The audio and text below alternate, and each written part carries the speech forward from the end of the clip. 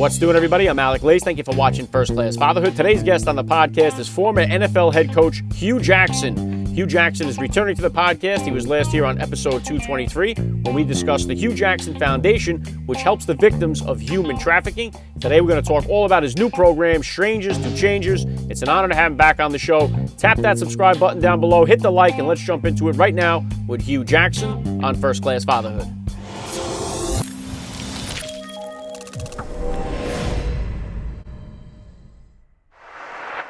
Joining me now, First Class Father, HUE Jackson. Welcome back to First Class Fatherhood. Hey, thank you for having me. Excited to be here. All right, let's get an update now on your three girls. How old are they? How are they doing? 26, doing well. 23, doing really well.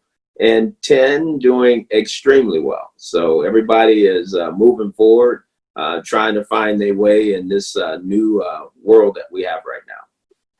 Yeah, and now how did your 10-year-old, how did she fare during the entire homeschooling or online schooling end of the year due to the coronavirus? How did she do with all that? Well, I think she handled it as well as she could. I think it was difficult, like I think it is for any kid. You know, you're used to going to school, being around your friends and doing school activities, and then all of a sudden that changes. And your mom becomes your teacher. You're at home, your classroom is probably your dining room or your kitchen. And boy, you have to adapt. And I think it's just as hard for these kids to understand what's going on. And I give a lot of kudos to the parents because obviously they had to become teachers. And so the moms and dads, they need a pat on the back as well. Yeah, it's definitely created a unique challenge for all the families, especially mine. We have 4 kids, and all 4 of them kind of handled the online training or online schooling thing a lot differently. So each one, required a little bit of help from us in different ways. So it's been interesting to say the least. And earlier this month, your foundation launched a new program, Stranger2Changers. Mm-hmm. What was the genesis of the program, and what is it all about? Well, it's a national movement. We want to engage people in our own communities to go out and preach some positive messages. There's so much negativity that is going on. We're asking people to truly become changers, in their communities, in people's lives, and make sure that they do something to give back and make sure that we're promoting more positive energy than we are doing anything. And we're also going to have a program that's going to be in schools. So if people want to find out more about it, they can go to hashtag Stranger2Changers and make an impact. Because we truly believe that this movement that we have going with Stranger2Changers is going to make a tremendous impact on our world. Awesome, HUE. And yeah, I'm definitely going to include the link to Stranger2Changers in the description of this podcast episode, so my listeners can tap the link and get over there. Which communities right now in the United States are you guys involved in, and what has the feedback been so far? The feedback has been phenomenal, and we're involved everywhere. It's not just one specific place. It's not like it's just Ohio. We've touched people in a lot of different communities. I think people, we're going to continue to grow this, and I think we want to get this around the world if we can. We want to make a huge impact because we think we can. We think there's enough people out there that truly want to help change the world for the better. And if we can give them a platform and give them an opportunity to show and tell what they're doing to make changes in their communities, then we think everybody will join this movement. Yeah, awesome, HUE. And I think that's so needed right now. And one of the things I want to hit on, because I know that your foundation deals with the survivors of human trafficking, which is such a, I don't even know how to describe how terrible it is, what's going on with human trafficking around the world. And I know I've seen the reports that say there's between 20 and 40 million modern day slaves worldwide. And I know right now in our country we're seeing like a big uprise of tearing down statues of figures that were involved in slavery in this country 150 years ago, which is an important part of history to be addressed. But it seems like right now, currently, we have a huge problem worldwide with this human trafficking, and there's no marches. There's no uproar about it. We don't see any news coverage about it. Why is it not more predominant in the news media, and why don't we see all these marches and an outpouring of anger and hatred towards what's going on with the human trafficking? Well, I think you said it. I think it's not as well known, and it should be. anytime you have 40.3 million victims, you would think that people know more about just this issue that has plagued America for forever. This is a global industry for these particular people where they're making between 90 billion and 120 billion dollars a year off of this. Just humanity itself would say that somebody's got to do something about this. So it's a problem, but why? To answer the question that you asked, I just think education, really truly being educated on what human trafficking is and where it's happening at. I think people would be amazed if they really just took a look and said, wow, this is in our communities. It might be in your families. It's right in your own backyard. And I think people need to pay a little bit more attention to those issues. Yeah, and the damage it does to kids. I know you see it on your end of victims. I mean, what it leaves behind is just absolutely devastating. Now, have you seen any kind of numbers on, since the coronavirus? Have you been seeing more victims coming in of human trafficking? Has it kind of helped, in a sense, the human trafficking, or has it slowed it down a little bit with the pandemic? I don't think it's slowed it down. If anything, it's made it a little worse, because if you think through it, these victims now, where do they go?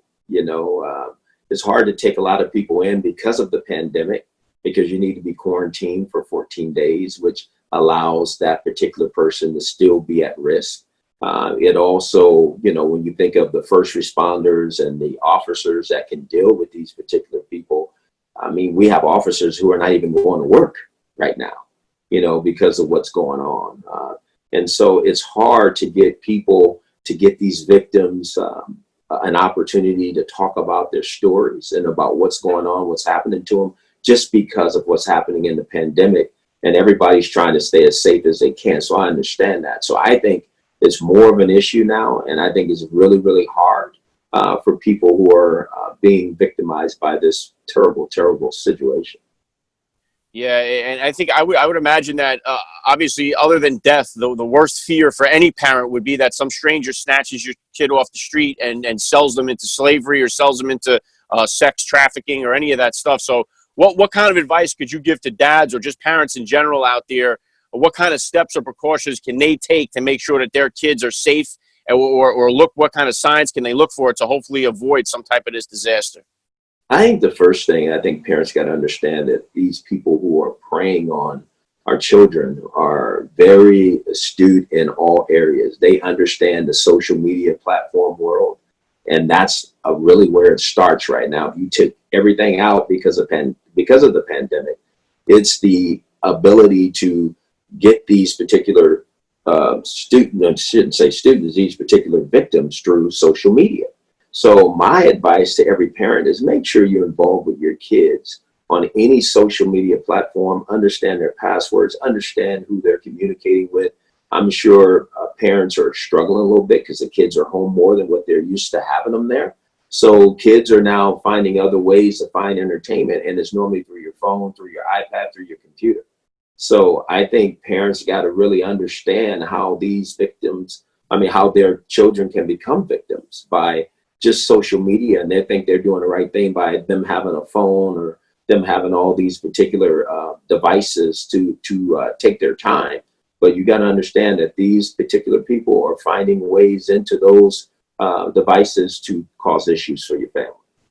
Yeah, and one of the things, getting back to saying the online schooling, my one son, one of the things that I don't like about the Google Classroom that my kids are using is that they're on the devices now so much more, especially during the pandemic. And like with my one son, I got to watch him like a hawk, because he'll be on some other website and then click off the screen the minute I look. And he's very crafty like that. But I just worry about him having more time on the screen.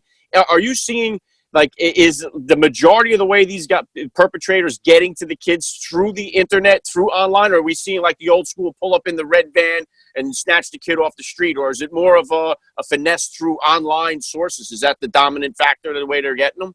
I think the dominant factor has been online, and obviously there are, obviously history of people snatching kids off the street. But I think the way they really get into them is through the social media, because what they do, they prey on these kids and they find something that these kids like, whether it's promising them something or giving them something, whatever that is, and then it leads to something else. Here comes I would tell parents, please look in the mail, things that are coming for your kids that is different than what they've ever gotten before, and you didn't get it, and here comes something, and you think your kids won something or something like that. That's not the case. It's probably some human trafficker who is sending something to your child in order to get their attention. So you just said it. I think parents need to watch their kids like a hawk and make sure they understand exactly what they're doing at all times, especially during this pandemic time, because they have no other outlets. For the most part, there's not a lot of sports going on.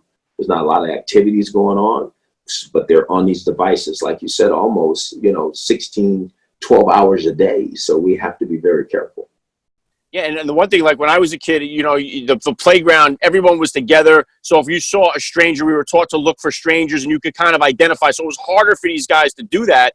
And now they just have direct access to just a whole pool of kids, and nobody even knows that they're there hanging around, and they pose as, young kids themselves. It's just Yeah. horrifying. And one thing I would say, earlier this year, the president signed an executive order on combating human trafficking and online child exploitation in the United States. Is this a step in the right direction? And has anybody from the White House or the federal government been involved or in contact with your foundation to support what you're doing? Not yet, but we truly believe that's going to happen here soon. But you said it. I am so excited about that part of it, that the president has signed that declaration, because we need that to happen. We need to make this a issue for all to combat. And again, the only way it starts at the top. That's the only way change happens. And, we always talk about things that happen in public. We're talking about what's going on, but the true change, the true changers of this happens in private, when you really talk about how are we going to really strategize to make this thing go away. And we might never make it go away, but can we make a big enough dent to where all of a sudden that we're seeing people really understanding what human trafficking is? Yeah, I love the fact that you're actually doing something about it, because we hear so many people talking and not enough action, and you're taking action here, because that's the only way any change is going to happen here if we have any hope for the future to be different. And I love what you're doing. What is the future here for you now? What's the next step for Strangers2Changers? And what kind of goals or plans do you have for yourself here for the future? Well, the Strangers2Changers is the first thing. We want to make sure we push this, and I'm behind it 100%. Kimberly Demerit, she does a great job for the foundation. She's got this thing up and running, and we think we're on the runway and going to make a huge impact. So that's first and foremost. For me, I'm just really looking to continue to do everything that I can first to make an impact in someone's life on an everyday basis, the best I can, because I want to be a changer myself. I don't want to be a stranger. I want to change things. And then if there's an opportunity for me to get back into football, then I'll do that. But the most important thing going on right now is helping our human race to be better than what we've been. There's so many things going on, as we mentioned, all the social unrest that's starting to happen. I want to make sure that I'm there to make a change in those issues. Yeah, well, I'm very thankful that we have people like you that are out there making this difference and leading the way, because God knows we need your voice. We need your presence right now in our society, which is just, it seems to be out of control at the moment here. So thankful for you. And last thing I want to hit you with here, Hugh, I know it's the second time around for you. I love to ask all the dads that I get on the podcast, what type of advice do you have for that new dad out there, or that about to be father who's out there listening? Invest time in your children. I understand jobs. I understand other commitments that you have, but these kids are truly the future, and they're going to be the changers in the world. So let's leave the right impact for our children, and do anything and everything that we can to assist, to educate, and to put them in position so that they can have a very successful life. Yeah, very well said. I love the message. It's been an honor for me to have you back on the podcast. Hugh Jackson, you're a first-class father all the way, and thank you so much for giving me a few minutes of your time on First Class Fatherhood. Thank you.